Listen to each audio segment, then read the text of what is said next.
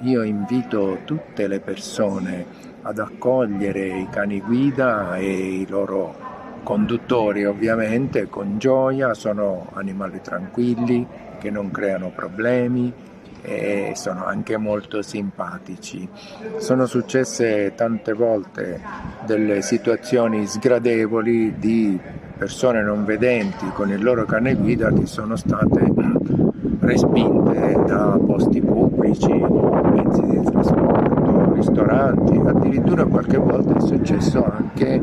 in alcuni luoghi di culto, qualche chiesa, forse qualche parroco o sacerdote non del tutto informato, e noi per questo abbiamo pregato anche Papa Francesco di rivolgere una speciale attenzione a questo tema, e infatti lui ci ha voluto accogliere in Vaticano in un'udienza privata in cui erano presenti anche